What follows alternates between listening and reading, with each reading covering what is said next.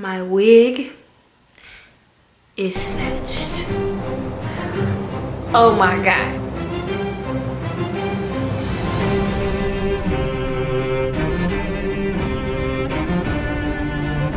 Season 8, the final season of Game of Thrones, just premiered, and oh my god, that was great. Honestly, I didn't expect much from episode 1, because you know episode 1s are always a little slow, but Jesus. The wig is on the ground, 6 feet under. The Night King has my wig, and I haven't even seen him yet.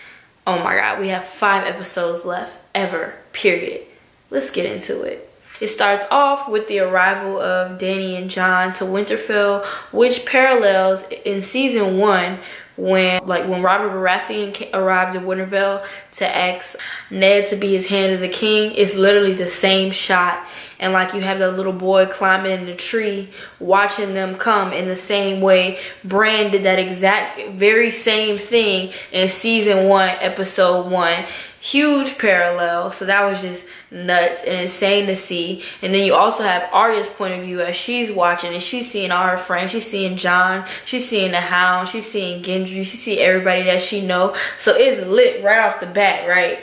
So then immediately everybody's giving Daenerys a stank eye, particularly Sansa. But you know, Sansa did her little fake, you know, Winterfell is yours, your grace. You know, being Sansa. Very, very on brand for her character, giving that little stank eye. Bran is just like, what are you girls talking about? The wall is down, the Night King is coming. He's coming. They go to the throne room in Winterfell. It's funny because Sansa's sitting on one side, Daenerys is sitting on the other side, and Jon is sitting in the middle. But it's like Jon's not the king no more, but he's still sitting in the middle, girl, because Jon technically is the king. And then my faves, Tyrion and Sansa reunite. They have a cute little conversation. Well, it really wasn't that cute. Sansa kind of blew him off, but you know, Tyrion has had his words to her. Then Arya reunites with Jon in the Godswood, and they have a cute little moment, and he asks her, he said, so she shows him needle, right? And he has the nerve, the audacity to say, have you used it yet? Has she used it yet?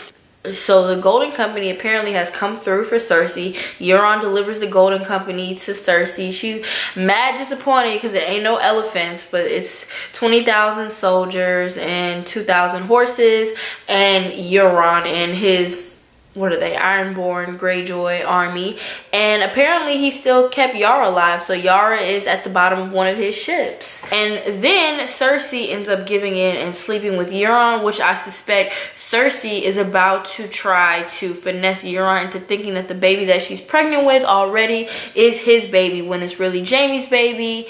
So it seems like that's what she's trying to do there. While Cersei is doing all of this nonsense, while she is doing the do, with Euron, Theon sneaks into the ship where Yara is being held captive, and Theon has some balls. And he rescues his sister. They have a little cute little conversation, and Yara basically comes to the conclusion Theon wants to go to Winterfell to help the Starks because Theon owes them, because Theon messed everything up in the beginning, honestly. So Theon is going to go to Winterfell to try to help with the fight. And honestly, I think that is where Theon will die. Yara is gonna live. Yara's gonna live, rule the Iron Islands. Theon will probably give his life to save Jon or Sansa or Bran, probably, or somebody. And he will have his final redemption. Then we get this little conversation between Varys, Davos, and Tyrion, basically talking about how nobody's about to get behind Daenerys because they want Jon Snow to be their king. So they're looking out at Daenerys and Jon, talking like, they are a cute couple. Like, come on, these folks need to go ahead and get married, do the do. It'll be so much easier for everyone to. And Davos has the right idea. He's like, look, Jon will make a great king of the Seven Kingdoms. Daenerys needs to go ahead and she needs to bag and tag that. You know what I'm saying? She needs to go ahead and get with him and stop playing. Like, yo, we know y'all sneaking around. Tyrion already knows they're doing the do. So it's like, come on, you guys, just make it do what it do, you know what I'm saying? That's basically what that little conversation, like, everyone, it would be so much easier to get the North to rally behind her if they knew that Jon and Daenerys were like a unit. People would accept them as a unit, but you know, Daenerys a little selfish, so she don't want nobody to co-rule with her, nothing like that. We get this cute scene. Jon finally rides the dragon. Now I have to say it was a little bit disappointing because I thought maybe he was gonna ride the dragon for the first time like in battle, but instead he rides the dragon for the first time like on a little date. Arya reunites with the Hound and Arya reunites with Gendry. Arya and the Hound's reunion wasn't as heartfelt as I had expected, but he did call her a little bitch, which I think he kind of meant that out of love. And Arya's reunited with Gendry. Now, to my surprise, they were kind of making eyes at each other, so a little something might be going on over there. It might be a little something to that. I don't know. So you all's theories about Arya and Gendry getting together, there may be a little bit more to that than what I had originally suspected. And Arya commissions Gendry to make her a weapon. And I think that they just set up for Arya to use this weapon for something extremely, extremely important. Is Arya going to be the one that kills the Night King?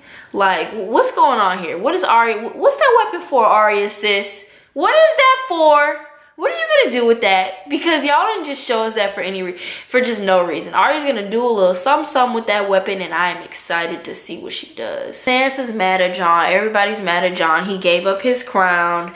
Sansa's letting him know, like, Jon, girl, why did you get this girl your crown? It just seems like everyone is letting Jon know, like, Jon, you shouldn't have done that. And honestly, they're starting to convince the rest of us that he shouldn't have done that, because more and more, especially with it, after this conversation Daenerys has had with Sam, I don't know, she's kind of on my bad side because she made Sam cry. She's on her way to thank him for saving Jorah's life, but reluctantly ends up letting him know that she killed his father and brother, which also makes him cry, leads him to go outside, have a quick little conversation with Bran, and Bran has been sitting in the same spot all day since they got there, and Bran lets Sam know, it's time, go, we don't have time for you to be BSing. Go tell Jon who he is. And so Sam does what Bran tells him. He goes and tells Jon who he is, and girl, Jon is the king of the 7 kingdoms. He is the 6th of his name, Aegon Targaryen, the son of Lyanna Stark and Rhaegar Targaryen, Daenerys Targaryen's nephew. Jon is shook. He's upset because he feels like Ned would have never lied about anything ever. So he's shook, he's sad because the Night King is on his way with a dragon, girl, a dragon, and the wall is down. And Jon, we don't have time for your feelings. You need to hurry up and get it together. So when Bran tells Sam he needs to tell Jon who he really is, Sam's like, Bran, why are you sitting out here all day? And Bran says, I'm waiting for an old friend. Bran was sitting out there waiting on goddamn Jaime Lannister, who done dyed his hair black, trying to look like a Stark. This is a mess. This is a mess. I am so excited. I cannot freaking wait. Next episode, Jaime is basically going to be on trial. He will definitely he will be found not. If Daenerys tries to burn Jaime, girl, come on. You do too much. But hopefully, if they're in that, you know, that throne room and Daenerys tries to sentence Jaime to death, I really need Bran to speak up and be like, girl, you're not even the queen anyway. Like, Jon is the king. Sit down. Someone needs to humble Dany, because Sam said it best. Jon, you sacrifice everything for everybody. Do you really think Daenerys would do the same? And no, she wouldn't. And I'm not even hating on Dany because I love Dany. But Dany ain't got nothing on Jon. Jon is that dude. Jon would give it all up to save everybody. He ain't worried about a crown. The only reason Daenerys is chasing the crown is because she feels like it is her birthright. That is the only reason she is chasing the crown. Because Jon is not chasing nothing. Jon is just trying to save humanity. That's the type of person who needs to sit the throne, if there even is a throne. Because the Night King is around here burning kids and making them into demonic symbols and stuff, playing around with people's heads. Like, when did the Night King have time to do that? He didn't kill the little boy from the beginning of the episode and turn him into something. This is just some sick, scary stuff. And I am so happy Tormund and Beric are alive and they survived and they made their way to the wall. And it seems like in the next episode, they're going to get down to Winterfell and warn everybody. And the battle is happening tomorrow, and it seems like they are nowhere near getting it together. The Glovers have pulled out because they're mad that Daenerys is the queen. Daenerys ain't even the queen, but Jon just needs to let her think she's the queen, because Lord knows she about to get in her feelings, and then she already pregnant, but she don't know that she pregnant, but she's definitely pregnant. I mean, come on. Daenerys is pregnant, because Jon is 1000% going to be grossed out by the fact that they're nephew and aunt, and he's gonna try to leave her, and it's gonna be like, whoops, well, I got a baby on the way. And Jon is so honorable, he cannot abandon the mother of his child and his child. He's not gonna do that. So he's gonna suck it up and just be with his auntie for the sake of that. I don't know how she's gonna take him being the true heir to the throne. She's gonna take it bad, because Dany's a little selfish little something, and she's like all about herself. Her whole thing has been, it is my right. I should sit on the throne because it is my right. Girl, it's not your right. It's not your right. So what are you gonna do now? She's gonna be shook. Best case scenario, she needs to just suck it up and be like, well, Jon, do you want to get married or something? Because he doesn't want to rule. I mean, hey, honestly, I'm shook. I can't believe Cersei gave up the goodies to Euron. I can't believe Cersei took an L like that. Cersei, ew, Cersei, syphilis, girl. This is a mess. I cannot wait for the next episodes, you guys. This is gonna be insane. Bran is still creepy. Honestly, Bran's gotten creepier.